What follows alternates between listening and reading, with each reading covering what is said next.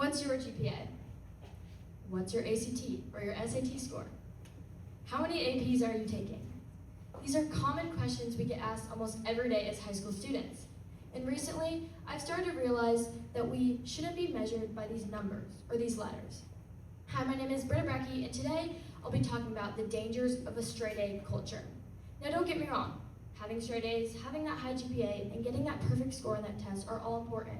They're great, and it matters that we should put effort in these things. They open up new doors and opportunities, such as college, such as future jobs, and other endeavors in life that we'll face that these things will be helpful for. But over time, for high schoolers, something started to shift. They started treating A's as not just a result of learning, but the goal itself. And that's the problem.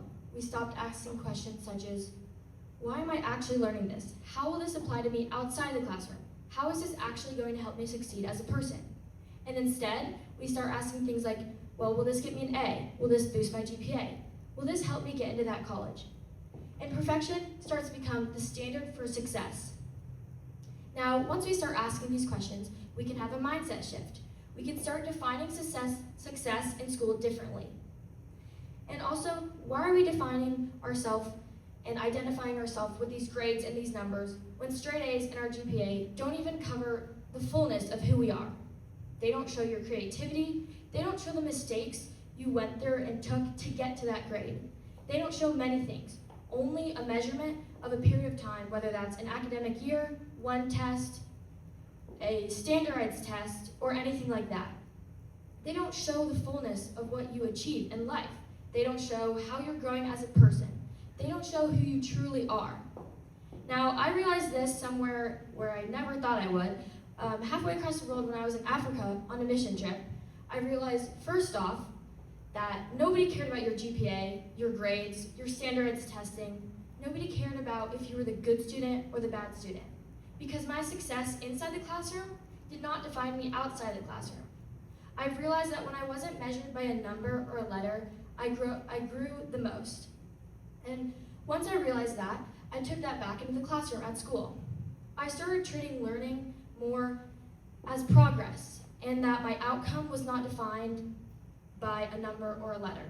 I realized that when I wasn't thinking about the A or the B or the AP or the honors, I started growing the most, and I started realizing that's what learning truly is not focusing on whether you're a good student or a bad student. And so I started to redefine my mindset for what success looked like in school. And I think as high school students, we all need to do this. We need to look at success as not just a grade, as not just a number, as not just something we need to do to get into a college. And not so much as a checklist to get that A, to get that B. And we need to start focusing more on progression rather than perfection. We need to focus on the progress it takes to get us to that letter, how we're growing as individuals. We need to more focus on who we are as humans and how to be a better person, how to learn to serve others, how to be the best version of ourselves, rather than doing these things in school just to get that A, just to get into college.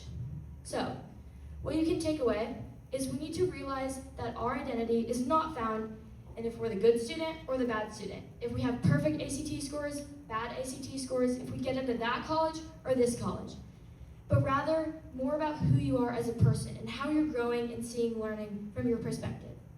We need to have a perspective switch in how we're learning and realize that we are more than just a report card and more than just a grade or a letter or a number or any score we ever get in school.